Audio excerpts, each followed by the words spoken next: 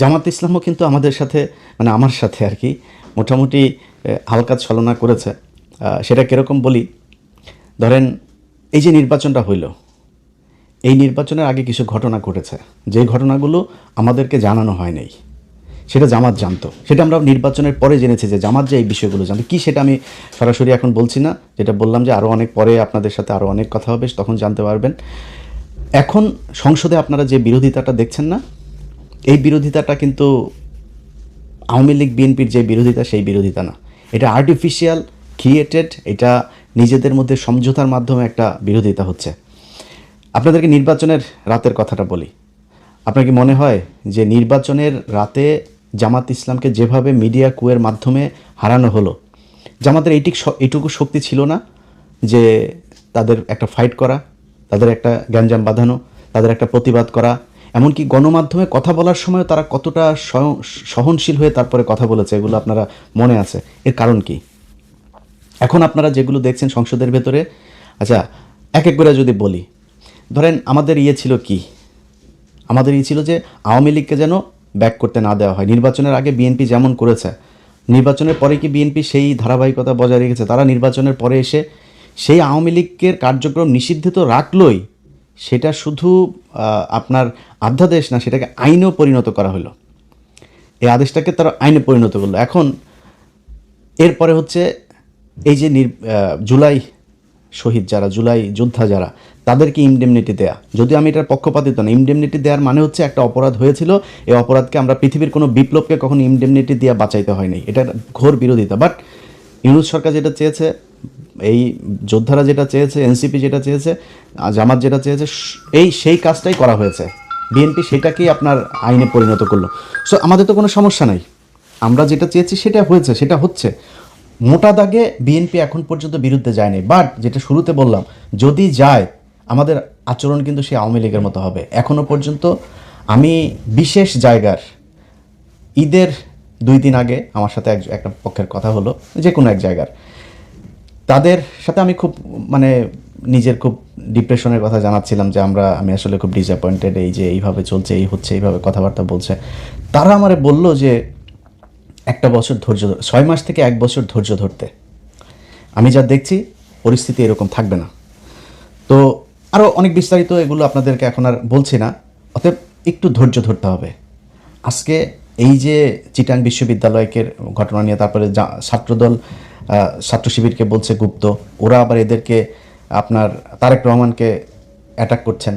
ভাই ছাত্র শিবির বা জামাত ইসলাম, এখানে মূলত ছাত্র শিবিরকে শুধু একটা কথা বলবো, ভাই আপনাদের সাথে গণ্ডগোল হচ্ছে ছাত্র দলের। আপনি ছাত্র দলকে কাউকে যদি কিছু, বা ছাত্র দলের সংগঠনকে আপনি যদি করেন, তাদেরকে অ্যাটাক করেন, তাদের ব্যাপারে কথা বলেন, তাদেরকে যা মনে চায় বলেন, কিন্তু আপনি তারেক রহমানকে টেনে যখন নিয়ে আসবেন, তখন দলীয় প্রধান হিসেবে সেও কিন্তু তার ধৈর্যের সীমা পার হইতে পারে। সো আপনার তারেক রহমানকে নিয়ে তো আসার তো এখানে দরকার নেই। তারা কিন্তু গুপ্ত টুপ্ত এগুলো বলছে, ইটস ওকে। আপনারা তো রাজাকার বলে নেই, আপনারা তো পাকিস্তানি বলে নেই, ওইখান থেকে তো ছাত্রদল বেরিয়ে এসছে, এটার জন্য তাদেরকে অন্তত সাধুবাদ দেওয়া উচিত। কিন্তু আপনি তাদের এইটাকে অ্যাটাক করতে যায়, তাদের সাথে মারামারি করছেন, তাদের সাথে সব ঠিক আছে, কিন্তু তারেক রহমানকে অ্যাটাক করেন না। এটাতে দলীয় প্রধান যিনি, তার সাথে আপনাদের দলীয় যিনি প্রধান আছেন, আমার কাছে যতটুকু তথ্য, তারা প্রতিদিন তাদের ব্যাপারে তাদের সাথে ব্যক্তিগত আলাপ হয়, মানে রাজনৈতিক আলাপ ব্যক্তিগতভাবে হয়। এবং এই আগামীকালকে সংসদে যে জামাত ইসলাম ওয়াকআউট করবে, সেটাও বিএনপি একদিন আগে জানে যে কালকে ওনারা করবেন, এবং সেটারও মোটামুটি 2 জনের মধ্যে নেগোসিয়েশনের মাধ্যমেই হয়। এখন এটার কারণ কি, এটা আপনার অনেকের হয়তো মনে হতে পারে যে জামাত ইসলাম তাইলে এরকম করে কেন? দেখেন, জামাত ইসলামের এবং বিএনপির সামনে এখন যে চ্যালেঞ্জ, সেই চ্যালেঞ্জ হচ্ছে ভারত এবং আওয়ামী লীগ। এটা যেন ব্যাক না করে।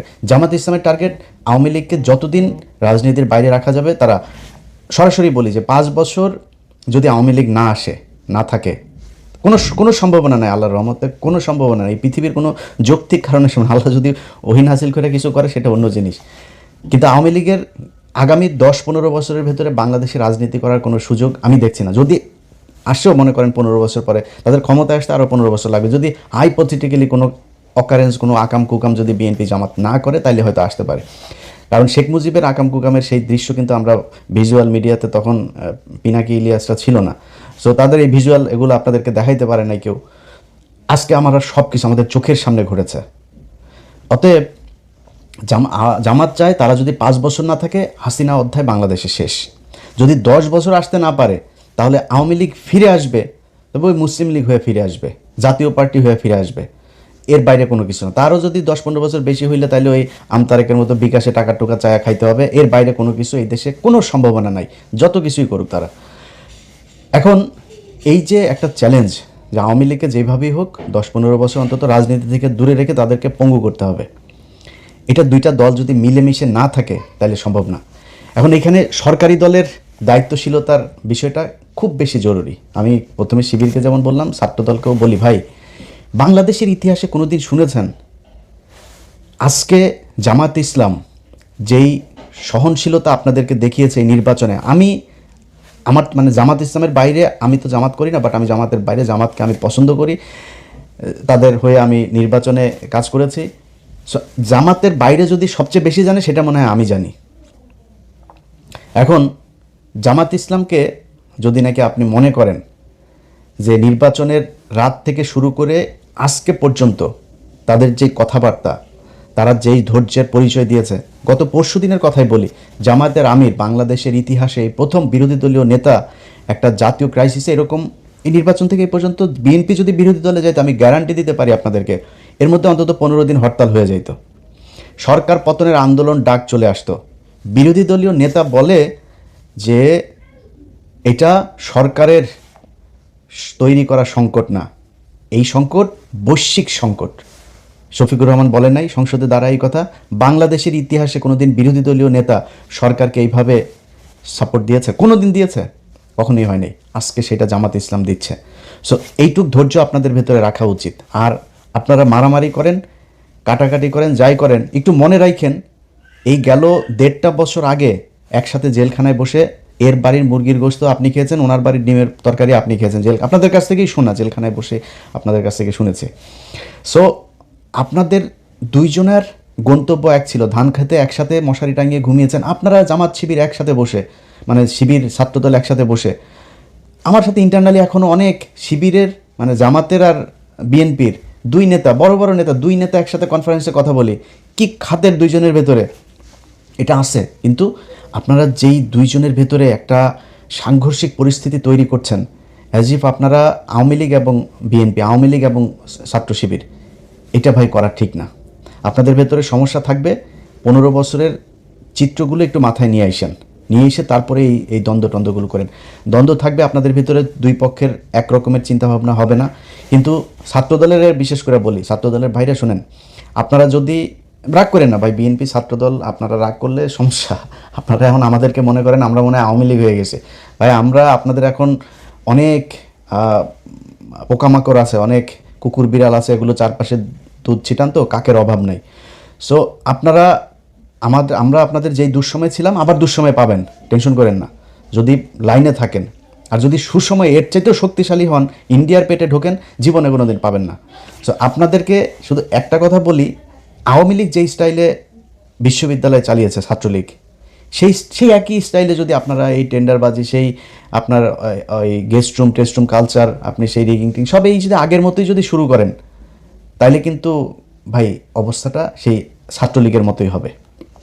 সামনাসামনি অনেকে কিছু বলতে পারবে না, সবাই শিবিরের সাথে যোগ দিয়ে আপনাদের সাথে গ্যাঞ্জামও করবে না, কিন্তু মনের ভেতরে ঘৃণাটা থাকবে। আপনি দেখেন এই ছাত্রলীগ বিশ্ববিদ্যালয়, পুরো বিশ্ববিদ্যালয়টাকে তাদের বিরুদ্ধে খেপিয়ে তুলেছে 15 বছরে। তারা বুঝতেই পারে নাই এই পরিস্থিতি যে হবে, এটা কিন্তু তারা বুঝে নাই। তারা কি করেছে, তারা তাদের মতো করে চলেছে। আরে বাবা, বিশালী ছাত্রদলের ওই যে সভাপতিরা ছিল ঢাকা বিশ্ববিদ্যালয়, এখনও মনে আছে, কালো চশমা চোখে দিয়া, কোথায় তোরা? সাদ্দাম, এই যে এরা টোকাই মোকা, এগুলো কোথায় এখন? কোনো দেশের মানুষ তাদের পক্ষে নাই। এই হচ্ছে অবস্থা। এটা কেন হয়েছে? আপনাদের কারণে হয়েছে। এখন আপনারা যদি আজকে সেই ছাত্রলীগের মতো আচরণ করেন, তাহলে কিন্তু আপনাদের প্রতি মানুষ এভাবে বেশি উঠবে।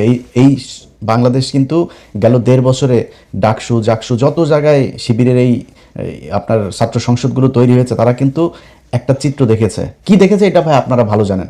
বিএনপির লোকজন, আপনাদেরকে বলি ভাই, আপনারা যদি এখন মনে করেন যে মানে তর্ক করার জন্য গায়ের ধাক্কা দিয়ে একটা কথা বলতে পারেন, রাজাকার মাজাকার হাবিজাবি গালাগালি করে কথা। অনেক ভাইদের এখন দেখি ফেসবুকে, আমার এক সময় খুব ক্লোজ ছিল, তারা এখন আমাদের বিরুদ্ধে যায়, কোনো সমস্যা নয়। আপনার মতো এরকম 2-4-5 হাজার মানুষ আমাদের বিরুদ্ধে বললে যাবেও না, আসবেও না। কিন্তু নিজেরে কোশ্চেন করেন তো, আপনি যেই এমপি সাহেবের হইয়া রাজনীতি করেন, ধান্দাবাজি করে, টেন্ডারবাজি করে। জামাতের লোক, জামাতের এমপি, আমার বিভাগের কথাই বলি আপনাদের, আমার বিভাগের এক এমপি খুব সুপরিচিত সারা দেশে, তিনি গত সপ্তাহে ফোন করছেন, ওরা বলতেছে ইলিয়াস ভাই একটু পরামর্শ চাই। কি ভাই, দেখেন বিএনপির লোকজন এইভাবে এসে বিভিন্ন কাজটা যেগুলো তাদের লোকজনকে কোনো নিয়ম শৃঙ্খলা নাই, তারা এইভাবে জোর করে চাচ্ছে। তো কেন্দ্রকে জানাইলাম, কেন্দ্র বলল যে বেশি বাড়াবাড়ি করার দরকার নেই বিএনপির সাথে। এই হচ্ছে অবস্থা ভাই। আপনারা এগুলি করেন, আপনাদের রাজনীতিটাই দুই নাম্বারই করার জন্যই করা, এটা নিয়ে কিন্তু সমস্যা নাই।